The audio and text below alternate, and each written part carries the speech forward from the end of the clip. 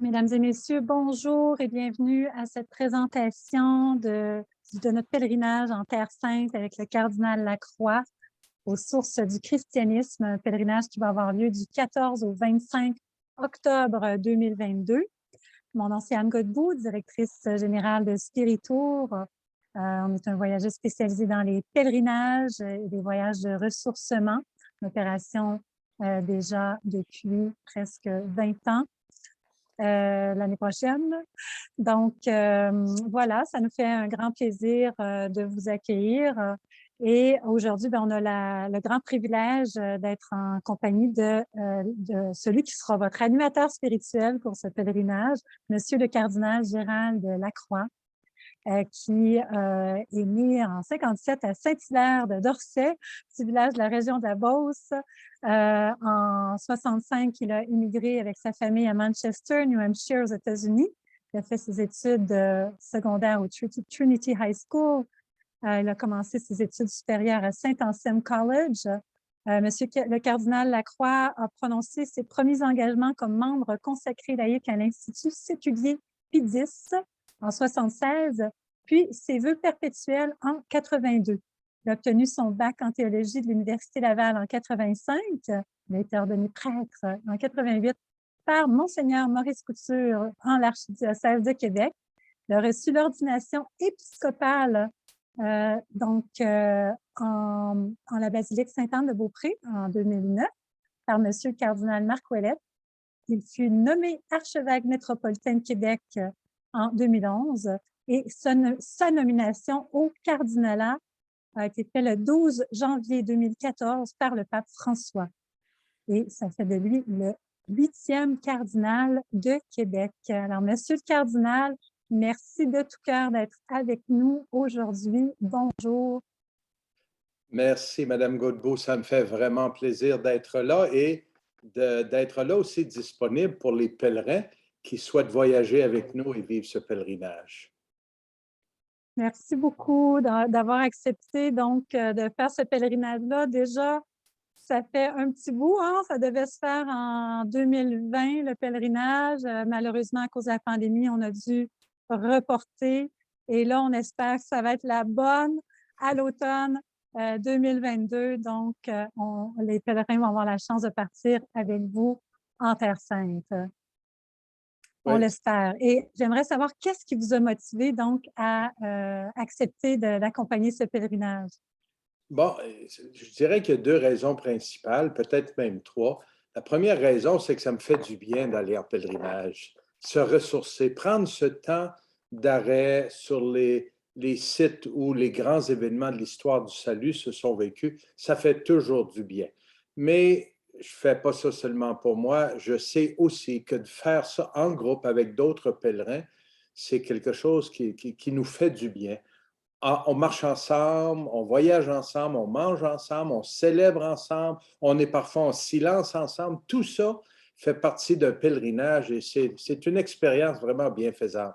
Je l'ai fait souvent avec des groupes de prêtres, quelquefois aussi avec des groupes de laïcs et c'est toujours enrichissant. Et aussi, une troisième raison, c'est que j'ai été invité en collaboration avec Spiritour et la télévision Ciel et Lumière, un média catholique chez nous au Canada que j'apprécie beaucoup et que j'appuie et auquel je participe. Alors, on fait tout ça ensemble et je pense que ça peut être vraiment une merveilleuse expérience. Merci beaucoup. Effectivement, le voyage est fait en partenariat avec Télévision Ciel et Lumière. Donc, une partie des profits, en fait, du voyage va servir à soutenir la Fondation catholique Ciel et Lumière Média. Alors, il y en a peut-être parmi vous qui ont vu la publicité qui est passée récemment. On reçoit beaucoup de téléphones suite à ça. Donc, à Télévision Ciel et Lumière, on voit la vidéo de M. le cardinal qui invite les pèlerins à venir en Terre Sainte.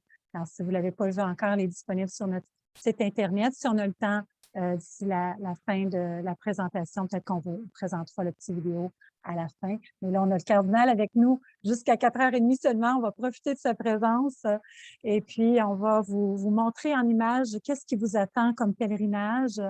Voilà, on a beaucoup de gens qui vont le voir aussi en rediffusion. Il faisait beau aujourd'hui.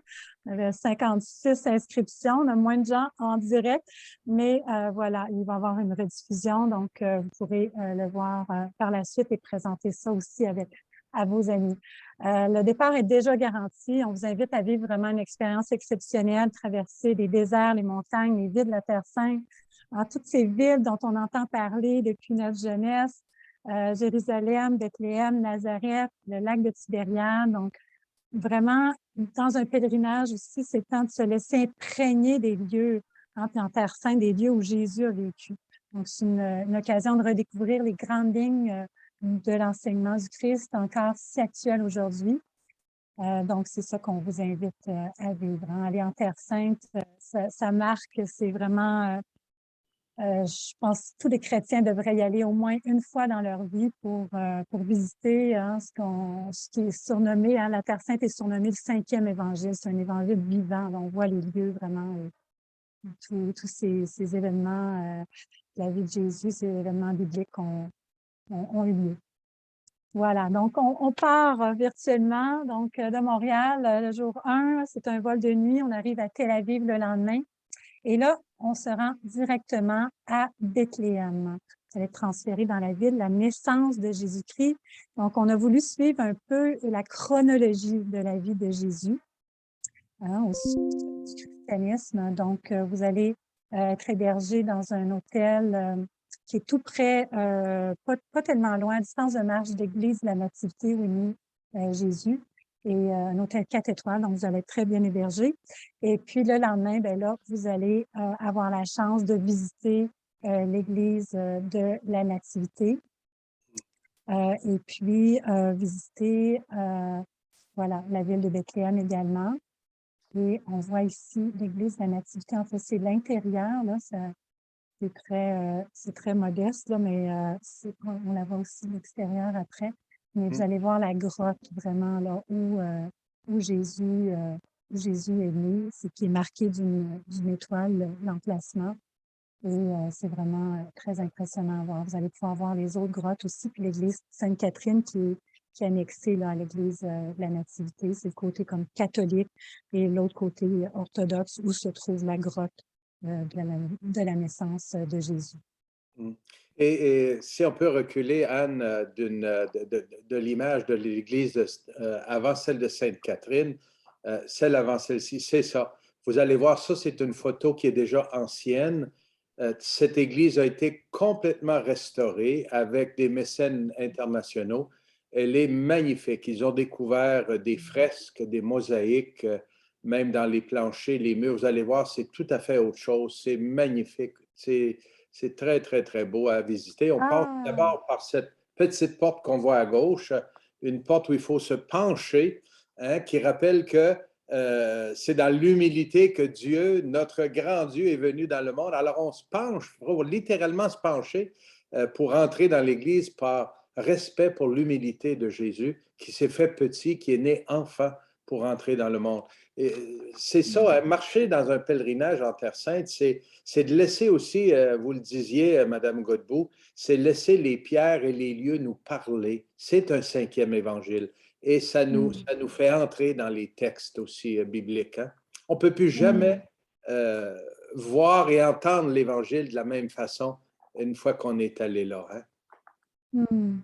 Et commencer le pèlerinage à Bethléem, c'est assez exceptionnel. Souvent, les groupes commencent en Galilée, plus près de Tel Aviv, de l'aéroport, mais je trouve que cette façon de le faire de façon chronologique est vraiment très logique et très pédagogique aussi. Ça va être très agréable.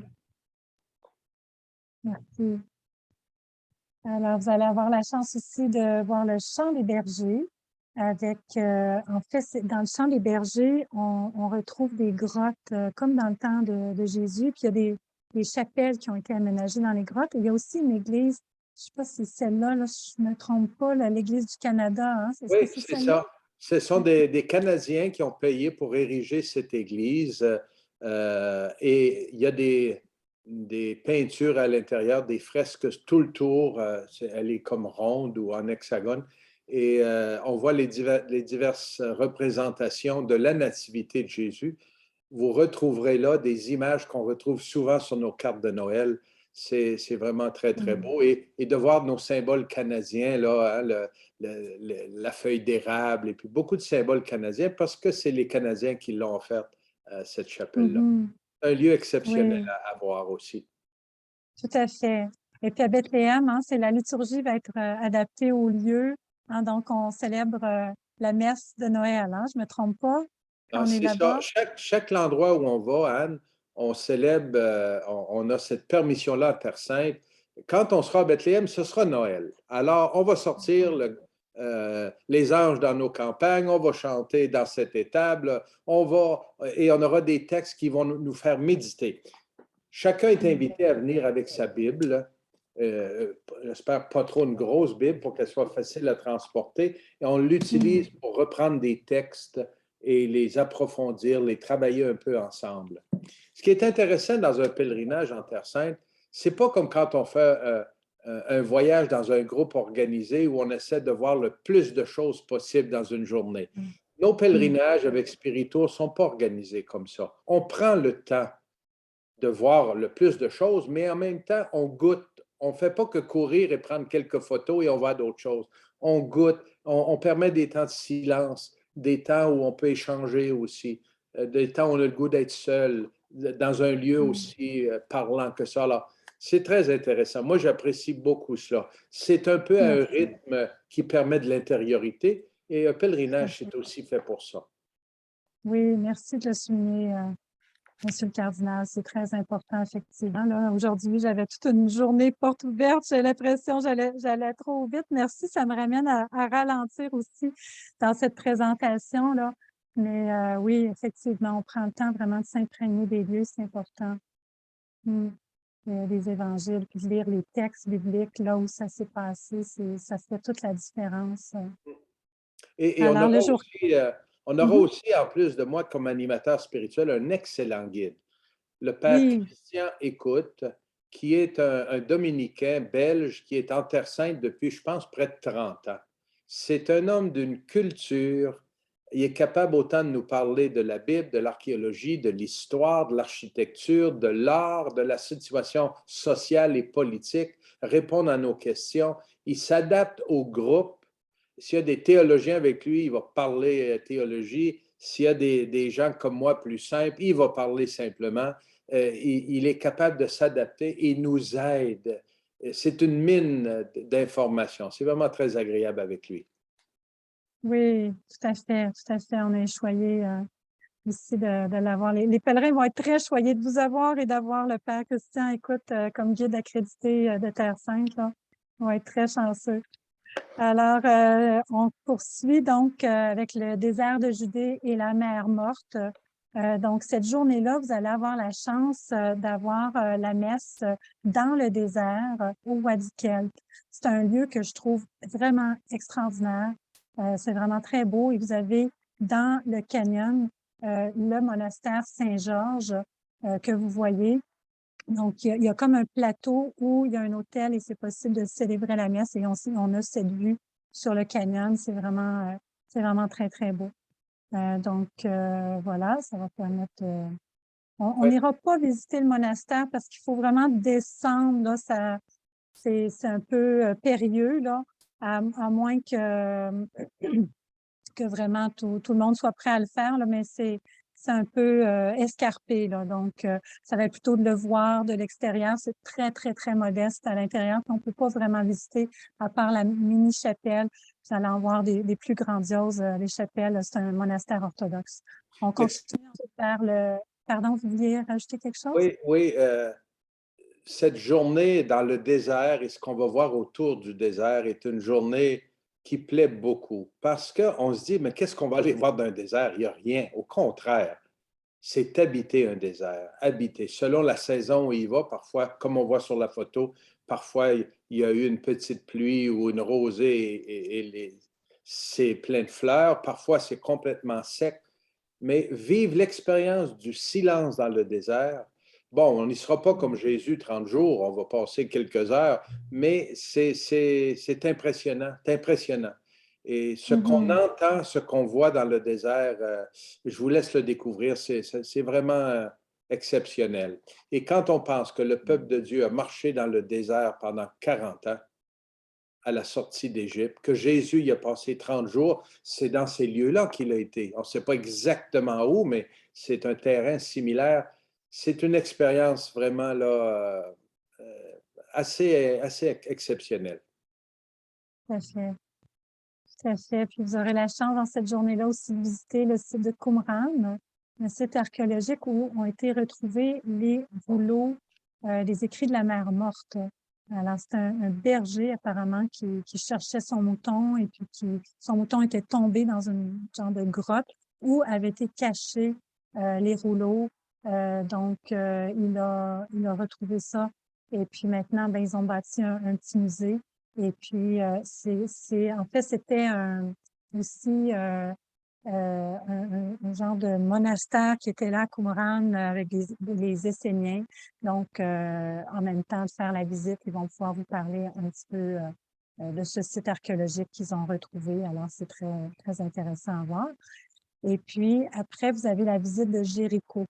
Dans Jéricho, la ville la plus basse, hein, c'est plus bas que le niveau de la mer, la plus basse au monde et la plus ancienne qui est encore habitée aujourd'hui. Alors, une ville très intéressante, c'est aussi la ville de Zaché. Donc, vous pourrez voir l'arbre, en fait, comme l'arbre de Zaché, le sycomore, je ne sais pas si c'est le même du temps de Jésus, mais voilà. Et puis, voilà, donc ici, on voit le mont des Tentations, qui est à Jéricho aussi. Et Jéricho est plusieurs centaines de mètres sous le niveau de la mer. C'est assez exceptionnel.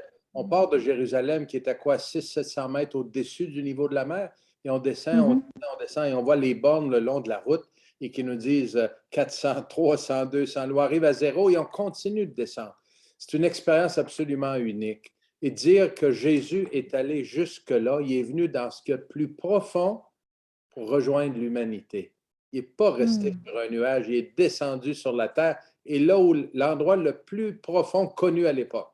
Alors, il y a là une expérience spirituelle à vivre aussi. Et on mange très bien à Jéricho, il y a de très bonnes dates. On envoie des datiers là, le long de la route, de très bonnes dates parce que c'est une oasis. Hein? Alors, il y a de l'eau, alors on produit des choses merveilleuses. Oui, tout à fait. Puis vous aurez la chance de voir un autre oasis aussi, qui est celui d'En-Gedi, qu'on voit sur la photo. Donc, en plein milieu du désert, là aussi, il y a une petite source qui coule, des palmiers dattiers. C'est vraiment un bel endroit. Donc, vous pourrez le visiter. Et finalement, la mer Morte, bien, vous aurez la chance, ceux qui le désirent, de faire une baignade dans la mer Morte. Donc, la salinité de l'eau est très, très élevée, fait que vous flottez comme si vous aviez une bouée de sauvetage. Donc, c'est vraiment une expérience assez particulière. Le niveau de la mer Morte a beaucoup, beaucoup baissé, mais c'est encore possible de faire la baignade, mais c'est plus comme c'était, là, donc, disons, le rivage, mais il y a certains endroits où c'est encore possible là, de se baigner. Alors, vous pourrez l'expérimenter si vous le souhaitez. Et puis ensuite, donc, en fait, vous allez être hébergé à nouveau à Bethléem. Puis le lendemain, donc, vous partez de Bethléem et là, vous allez monter par la vallée du Jourdain jusqu'à Tibériade. Donc, par la vallée du Jourdain, c'est ça. Donc, vous allez faire un arrêt à Kasser Eliaoud, le site de baptême de Jésus dans le Jourdain. Et c'est possible, ceux qui le désirent, vous pouvez renouveler vos promesses de baptême, si vous souhaitez. Un moment très émouvant, ça aussi. De notre côté, c'est le côté catholique. De l'autre côté, c'est le côté orthodoxe. C'est un autre pays. Hein? C'est en Jordanie. Alors, Oui. on ne peut pas traverser l'autre côté, mais c'est un lieu assez exceptionnel. Spirituellement parlant, là, c'est quelque chose de beau à vivre. Oui. Tout à fait. Et puis, vous allez faire un petit arrêt aussi au puits de Jacob. Donc, là où Jésus a rencontré la Samaritaine. Donc, c'est une petite visite qui vaut le détour. Et vous allez voir aussi le site archéologique de Magdala. en fait, qui est qui est tout près d'où vous allez être hébergés. Donc, vous allez être hébergés sur le bord du lac de Tibériade à l'hôtel Round Beach, à moins qu'il y ait du changement. Là, c'est l'hôtel qui est prévu, donc qui est directement sur le bord du lac de Tibériade. Alors, voilà, on est encore sur la liste du Pilger House, mais voilà, donc on prévoit dormir à cet hôtel-là. Ce Et, site, pardon? Anne, ce site archéologique où on a trouvé des vestiges à Magdala, le lieu où Sainte Marie-Madeleine aurait vécu, là, vous voyez seulement des fouilles, mais depuis a été construit sur ce site un magnifique lieu de pèlerinage, des chapelles, une église où on voit devant nous, un peu comme sur la photo, le lac de Tibériade, qui est un site absolument unique. Moi, c'est un de mes préférés. Et c'est tellement bien fait, avec des mosaïques, avec des fresques, et on voit des scènes bibliques qu'on peut méditer et on peut célébrer là. C'est très moderne, c'est absolument splendide et c'est neuf. Ça fait quelques années à peine et je crois que c'est même pas terminé de construire. C'est un site en développement, mais c'est très, très, très beau. Oui, vous avez raison. Merci de souligner. Je vous avoue, on a rafraîchi un peu on a fait un nouveau PowerPoint, puis j'avais pas vu, c'est une vieille photo, effectivement, c'est pas le nouveau site. Mais oui, le bâtiment est vraiment splendide et vous allez avoir la chance de le visiter cette journée-là. Merci de le souligner. Donc, le jour suivant, donc, vous allez avoir la chance de visiter la ville de Nazareth, la ville de l'adolescence de Jésus, mais aussi de l'Annonciation. Alors, vous allez avoir la visite, pardon, vous allez avoir la visite de la basilique de l'Annonciation, qui, bon, par la richesse de sa décoration, veut rappeler la glorification du Christ et de Marie, et aussi la grotte de l'Annonciation, qui est dans le... Non, pardon, on a un arrêt à Cana, c'est vrai, avant, là où il y a eu le miracle de l'eau transformée en vin lors des noces de Cana. Donc, c'est sur la route avant Ouais. d'arriver à Nazareth. Et si on a des couples avec nous, c'est un bel endroit pour renouveler nos engagements et c'est un bel endroit pour faire bénir à nouveau ces alliances et de dire on continue ensemble. Et les personnes seules aussi, les personnes qui sont seules, nous aussi, on a besoin du vin nouveau dans nos outres. On a besoin que le Seigneur nous soutienne. Alors, c'est toujours un moment et pour les couples et les personnes seules pour que Jésus soit la joie de notre vie, comme le vin l'est à une noce. C'est un petit site, mais merveilleux. À Mm. Nazareth, qu'on vient de voir, on passe pas mal de temps là parce que même si Jésus est né à Bethléem, c'est à Nazareth qu'il a grandi. On voit à droite Mm. la grande basilique qui a été inaugurée par le pape Paul VI lors de son premier et seul voyage en Terre Sainte dans les années 60. Et c'est une basilique elle est très grande, mais qui invite vraiment à la prière. Et il y a l'ancienne grotte de l'Annonciation dans l'église inférieure. Tout près, il y a l'église de Saint-Joseph qui est près de son ancien atelier. En fait, c'est des lieux qui nous font visiter la vie de Jésus par étapes. Et moi, en tout cas, j'ai toujours plaisir à aller là. Et autour de cette basilique et à l'intérieur, chaque pays a fait soit une sculpture, une mosaïque, une peinture, une fresque de, d'un nom qu'on donne à la Vierge. Alors, le Canada a offert tout un pan de mur. Les Mexicains ont offert, bien sûr, Notre-Dame de Guadeloupe, les Polonais, bon, les Français, tous les pays du monde. Alors, on fait le tour et c'est d'une richesse qui montre que l'Évangile s'est rendu partout dans le monde. L'Évangile et la Vierge Marie accompagne toujours les disciples de Jésus. Elle est vénérée partout dans le monde. Alors, c'est magnifique de voir ça. C'est un sanctuaire marial, vraiment, moi, que j'aime beaucoup, beaucoup. Mhm. Oui, tout à fait. Et puis, normalement, cette journée-là, donc, vous allez avoir la chance de célébrer la messe avec le cardinal là, dans cette belle basilique-là, soit à la grotte de l'Annonciation, si c'est possible, ou dans l'église en haut. Donc, voilà, la grotte de l'Annonciation, c'est vraiment un beau lieu, là. Donc, on continue avec l'église de Saint-Joseph, que vous pourrez visiter aussi, qui a été construite au-dessus de l'atelier de Saint-Joseph, l'atelier de menuiserie, là. Donc, voilà. Puis, vous aurez la chance aussi de visiter les Clarisses. On n'a pas de photo, malheureusement, mais s'il y en a qui connaissent Charles de Foucauld, qui vient d'être canonisé. Hein, Saint-Charles de Foucauld était... il a habité avec les Clarisses pendant un petit bout de temps. Là. Il voulait vivre la vie cachée de Jésus, puis il avait pris un peu le rôle de jardinier, hein, puis si je ne me trompe pas, donc chez les Clarisses. Voilà. Ensuite, vous allez avoir l'ascension du Mont Tabor. Donc, l'ascension se fait avec des autobus spéciaux parce que c'est une pente assez raide. Donc, on doit transférer dans des autobus comme plus costauds, là, 4 roues motrices pour monter jusqu'en haut du Mont Tabor, là où il y a eu la transfiguration de Jésus. Donc, Un lieu très spécial, ça aussi, où on prend le temps dans les diverses chapelles. Je ne sais pas si on célébrera la messe là, ce jour-là, ou on l'aura célébré peut-être déjà à Nazareth, mais c'est une église très spéciale qui est située sur le dessus, complètement au sommet de cette grande colline, hein, montagne, ce n'est pas les Rocheuses, mais quand même, c'est très haut. Et on a une vision, on regarde l'horizon, on voit tout le tour les vallées verdoyantes de la Galilée du temps de Jésus. C'est magnifique, c'est vraiment magnifique, entouré aussi de vergers, d'oliviers. C'est un site qui inspire le silence, l'intériorité. Ça nous donne le goût aussi de dire, comme les apôtres ont dit à Jésus, dressons-y 3 tentes et restons ici. Mais nos guides vont dire, c'est le temps de l'autobus, il faut retourner en bas.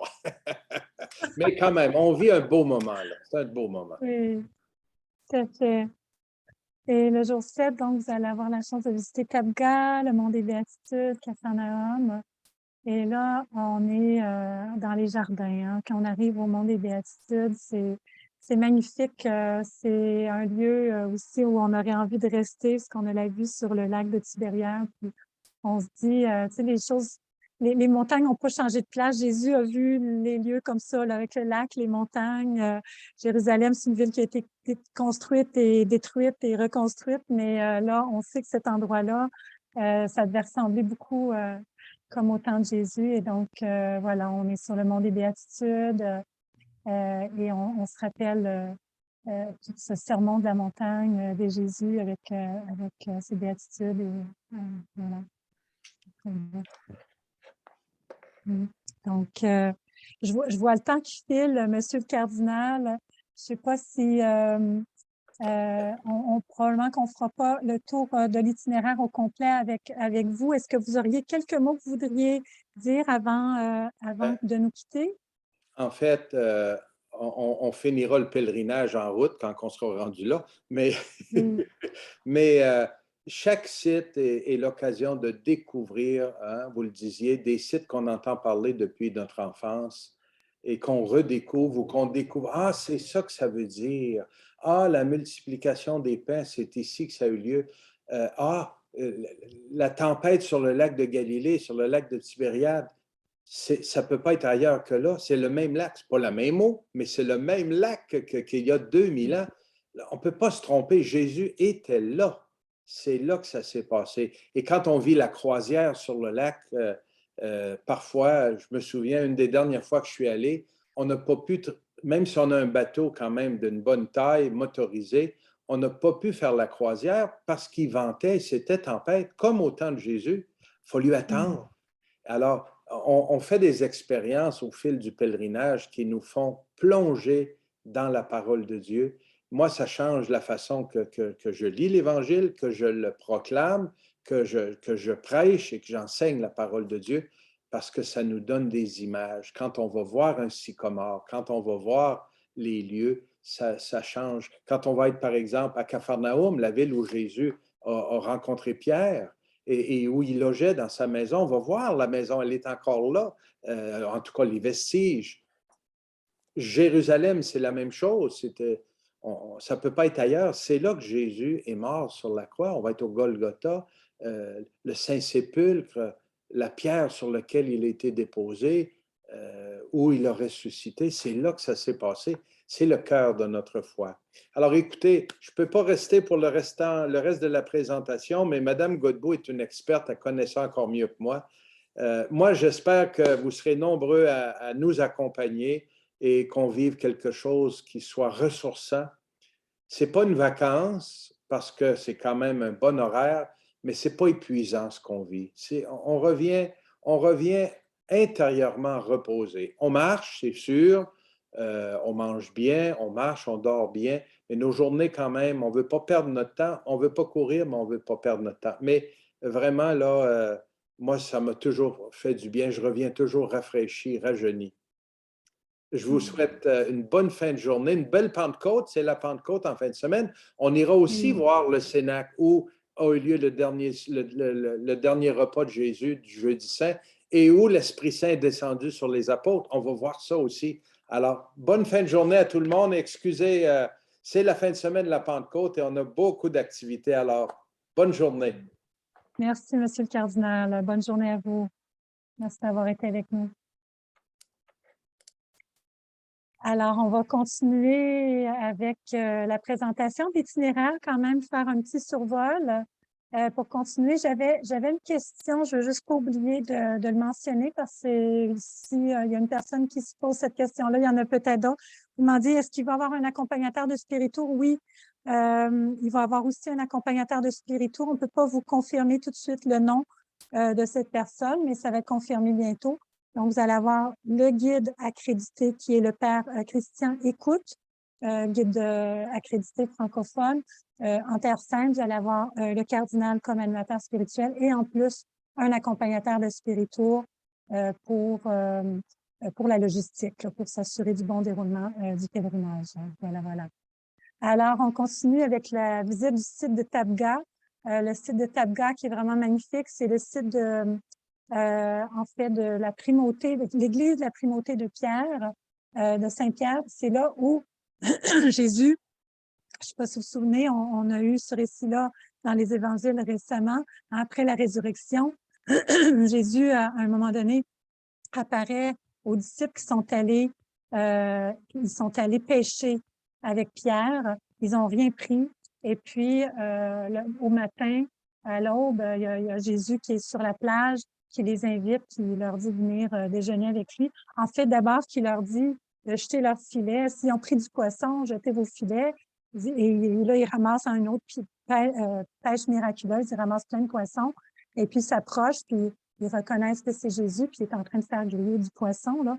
Et puis, donc, cette scène-là a eu lieu à cet endroit-là. Et c'est là où il dit, bon, Pierre, m'aimes-tu? Paix mes brebis. Hein, à trois reprises, Pierre, m'aimes-tu? Et donc, il a établi son église sur... il a confié son église à Pierre à cet endroit-là. Donc, un très, très bel endroit.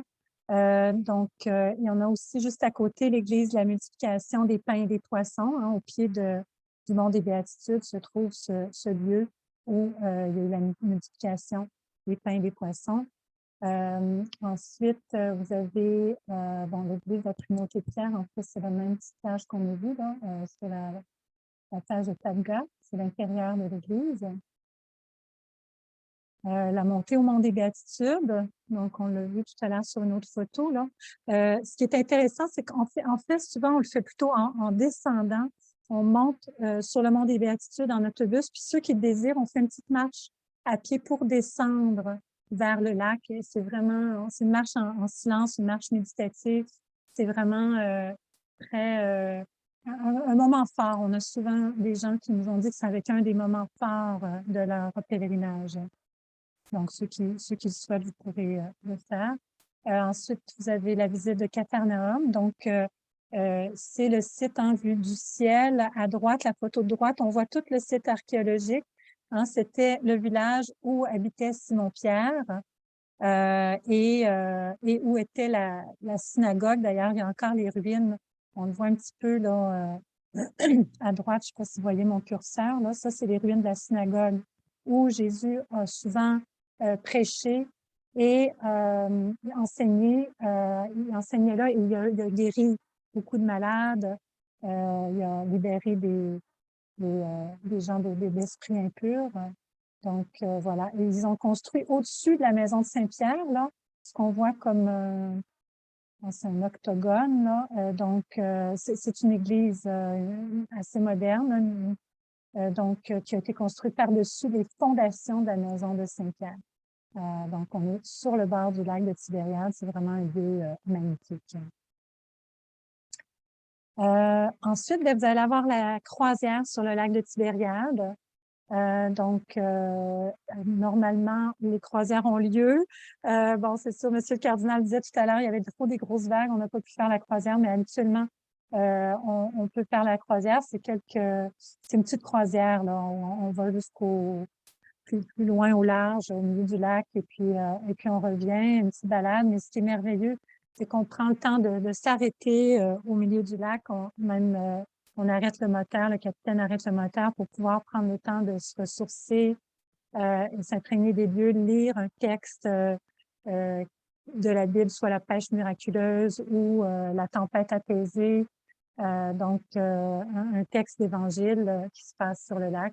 Et puis ensuite, ils nous font une démonstration de pêche traditionnelle avec les filets, qui est très intéressant.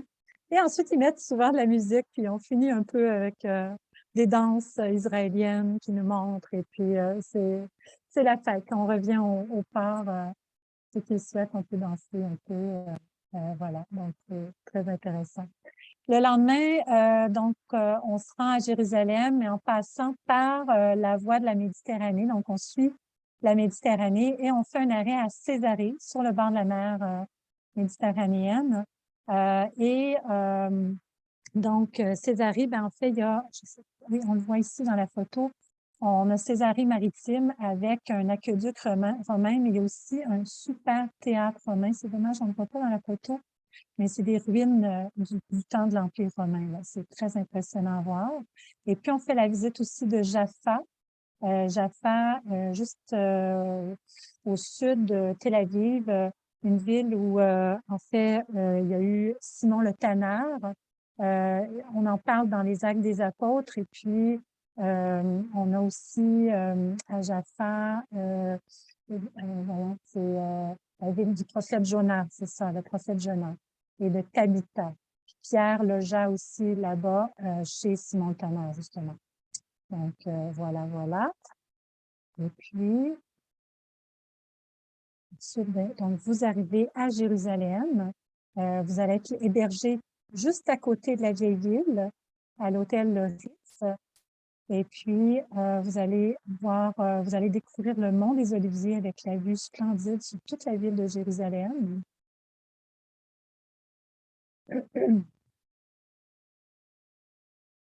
Donc, ça, c'est vraiment une journée consacrée à la ville de Jérusalem. Donc, à partir du mont des Oliviers, vous allez voir le site de l'Ascension, vous allez voir un site panoramique, comme je viens de vous dire. Vous allez arrêter aussi à l'église Dominus Flevit qu'on voit sur la photo ici, qui est en forme de larme parce que ce serait l'endroit où Jésus a pleuré sur la ville de Jérusalem en prophétisant sa destruction prochaine. Donc, voilà. Et ensuite, vous avez le tombeau de la Vierge. Pour les orthodoxes, la Vierge, on parle d'une dormition. Donc, c'est différent de l'Assomption de la Vierge chez les catholiques. Donc, on peut le voir, ceux qui souhaitent, c'est en bas du mont des Oliviers. Et il y a l'église Saint-Pierre en Gallicante aussi. Alors là, on est en train de remonter le mont Sion et c'est le lieu où Saint-Pierre aurait renié Jésus quand le coq a chanté 3 fois. Gallicante, c'est le coq qui chante. Et vous allez visiter aussi le Cénacle, le lieu de la dernière scène, et le lieu aussi de la Pentecôte, où le Saint est descendu sur les apôtres. Puis, le jour 10 aussi est une journée consacrée à Jérusalem, parce qu'il y a beaucoup de choses à voir. Donc, tôt le matin, vous allez commencer le chemin de croix à partir de pardon, la première station, normalement, c'était l'église Sainte-Anne. Oui, c'est celle-ci qu'on voit. Donc, la visite de l'église Sainte-Anne, avec un acoustique incroyable, la piscine où Jésus a guéri un paralytique, la piscine de Bethesda. Et puis, voilà, on voit la piscine probatique ici. On va visiter aussi l'oratoire du Pater Noster. En fait, ça, c'est plutôt au Mont des Oliviers. Mais on va faire plutôt le chemin de croix. Et oui, voilà, on va arrêter, bien sûr, au jardin de Gethsémani, où il y a des oliviers millénaires. C'est vraiment incroyable.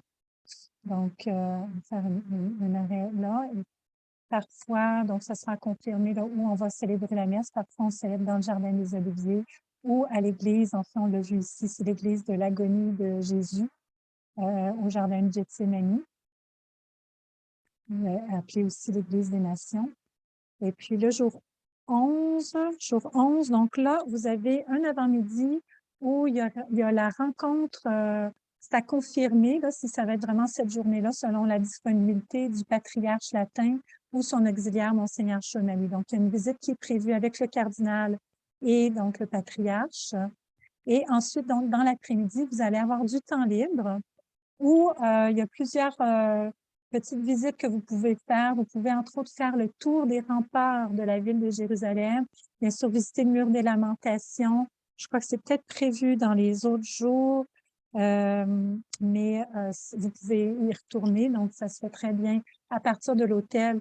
Tout ça se fait à pied. Vous pouvez aussi visiter le musée de la Tour de David, qui vaut vraiment la peine. C'est ce qu'on voit à l'image ici. Donc, on voit en fait un peu toutes les couches de la ville de Jérusalem à partir de la tour de David. Donc, je pense avant c'était le palais. Oui, ça a déjà été le palais de David.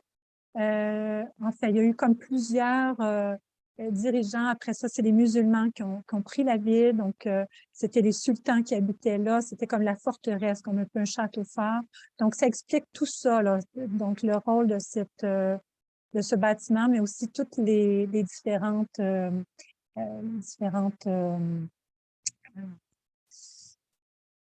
dominations là, qui ont repris la ville. Donc, c'est très intéressant du côté histoire de Jérusalem. Donc, voilà.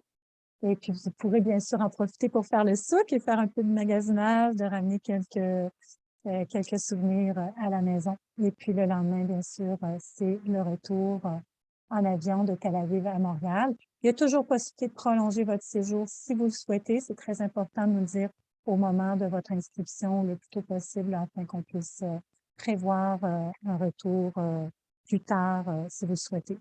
Les vols sont réservés déjà avec Air Canada. Il y a possibilité de faire un départ de Québec si vous le souhaitez. Hein? Donc, le cardinal va partir de Québec et donc, sinon, ben, il y a aussi un départ de Montréal. Donc, le prix réservé tôt est de 4 499 $. Ce prix valide seulement jusqu'au 14 juin avec un rabais réservé tôt qui est déjà calculé dans le prix, un rabais de 100 $. Après ça, c'est le prix régulier à 4 599 $.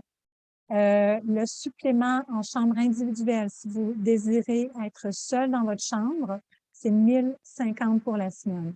On offre le service de jumelage, mais exceptionnellement, pour la Terre Sainte, pour certains voyages, on ne peut pas assumer les frais additionnels si on n'est pas capable de vous jumeler. On a quand même beaucoup de gens qui nous demandent des jumelages, surtout les femmes. 75-80% de notre clientèle est féminine, quoiqu'on a beaucoup de couples aussi pour la Terre Sainte. Le départ est déjà garanti. Donc, ça va être un groupe entre 25 à 50 personnes. On a déjà nos 25 personnes. Donc, le départ est vraiment garanti. Donc, le forfait comprend le vol aller-retour Montréal-Tel Aviv avec Air Canada, l'hébergement 10 nuits en hôtel 2 étoiles et 4 étoiles, 3 et 4 étoiles. Donc, on a les deux. On a 3 hôtels seulement, donc on n'est pas tout le temps dans les bagages. On se dépose à Bethléem, ensuite à Tibériade, sur le bord du lac. Et puis, on termine à l'hôtel Ritz, tout près de la vieille ville à Jérusalem. Le transport en autocar de luxe avec air climatisé, les admissions pour tous les monuments prévus à l'itinéraire, la croisière sur le lac de Tibériade, 2 repas par jour, donc tous les petits déjeuners et soupers. Et on mange vraiment très, très bien. Vous allez voir, la plupart des repas sont pris, les déjeuners et soupers, là, les repas inclus sont pris dans l'hôtel. Vous allez voir, là, c'est des grands buffets, autant le déjeuner que le souper. Il y a beaucoup de variétés. On mange vraiment très, très bien. Beaucoup de salades, de légumes, de variétés, du falafel, du hummus frais fait maison. Là, ça n'a rien à voir avec ce qu'on achète dans nos épiceries. Et puis, bon, viande, poisson. Bien sûr, quand on est au lac de Tibériade, on va goûter le poisson de Saint-Pierre. Alors, vous allez voir, on mange vraiment très, très, très bien. Et puis, service d'un animateur spirituel, bien sûr, un accompagnateur de spirituaux et un guide accrédité francophone qui est le Père Christian Coupe.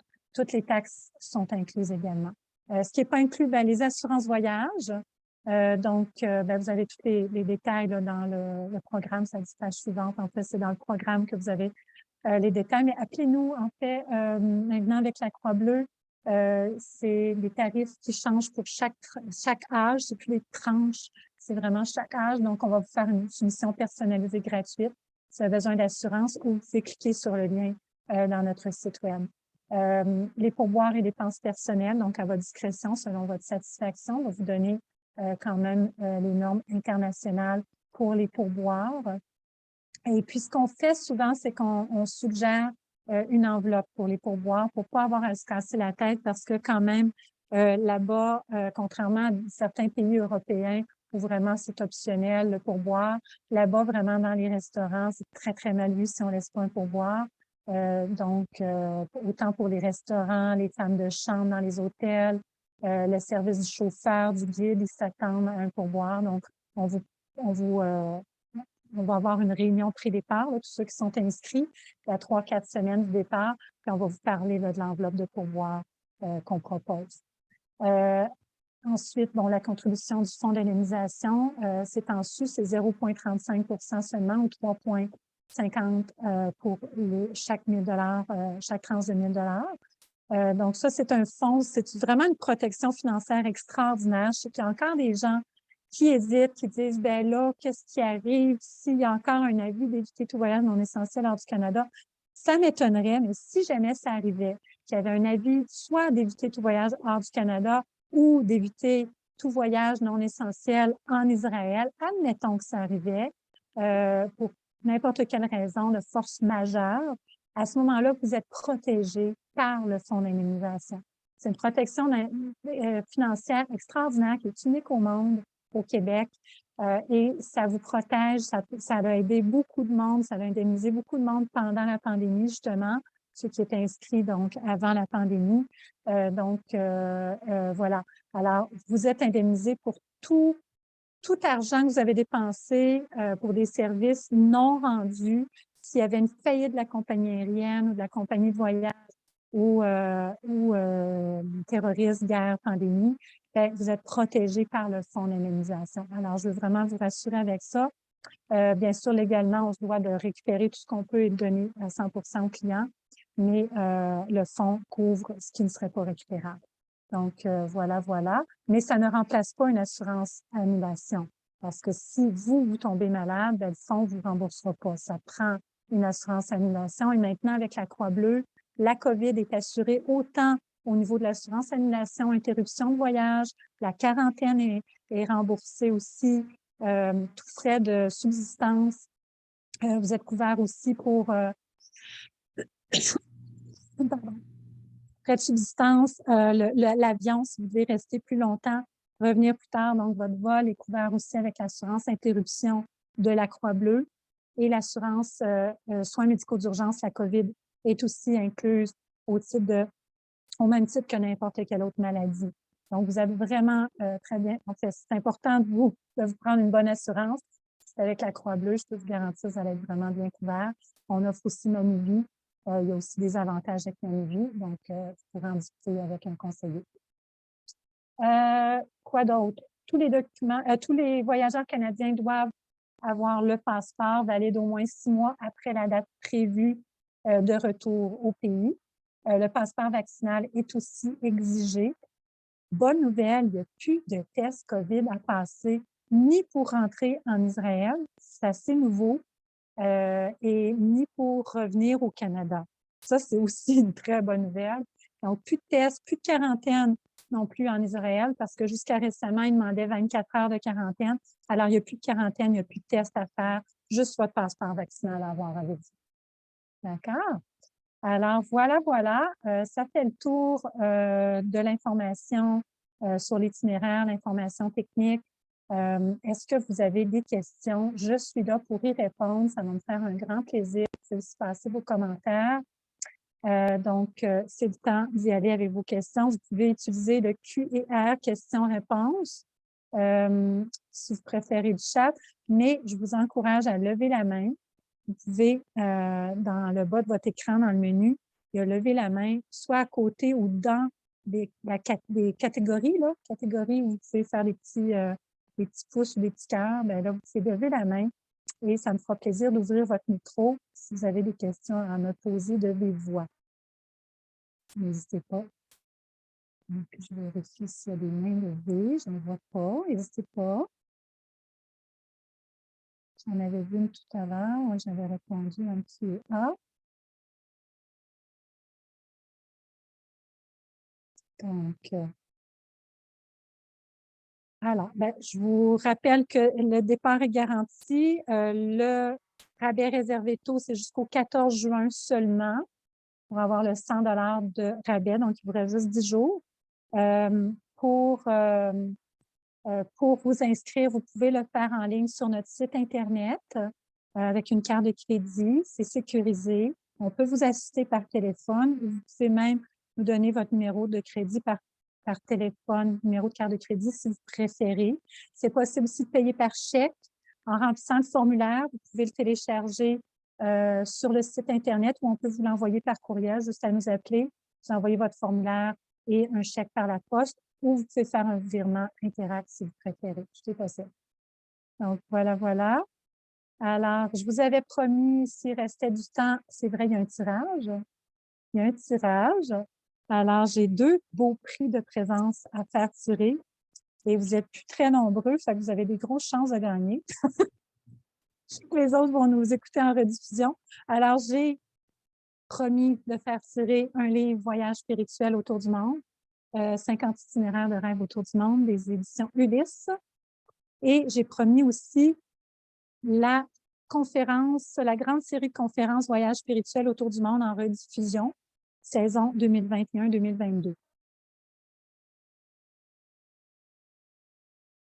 Alors, j'ai promis 2 choses. Je vais vous les rendre les 2. Donc, le petit vidéo, il est vraiment très court. Je pense que ça dure à peine 30 secondes. Alors, je vais vous le présenter, ceux qui n'ont pas eu la chance de le voir. Alors, le petit vidéo ici. C'est le cardinal qui nous a fait ce magnifique vidéo. Il y en a qui l'ont vu aussi récemment à Télévision cellulaire.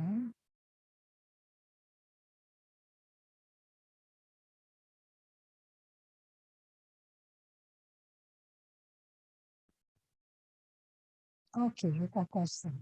Après, c'est le silence.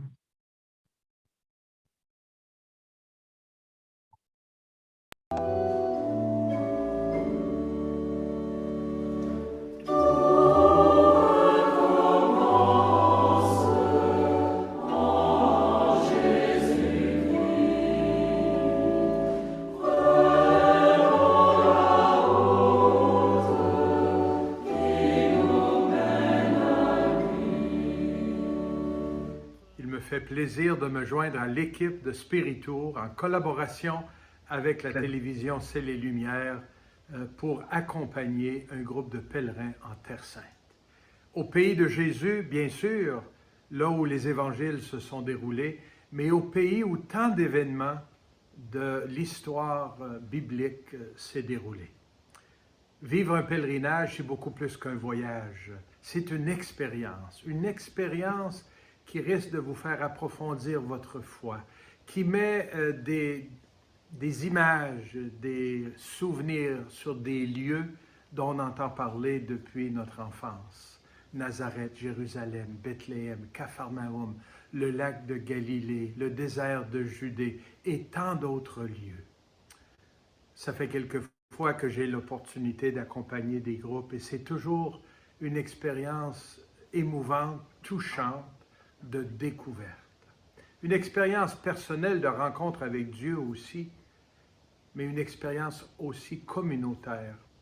Que vous veniez en pèlerinage avec votre épouse, votre époux, des amis, nous serons dans un petit groupe qui va vivre une expérience communautaire, où on va marcher ensemble, on va prier ensemble, on va manger ensemble, on va voyager ensemble et apprendre à se découvrir tout en vivant cette expérience de rencontre dans le pays de la Terre Sainte.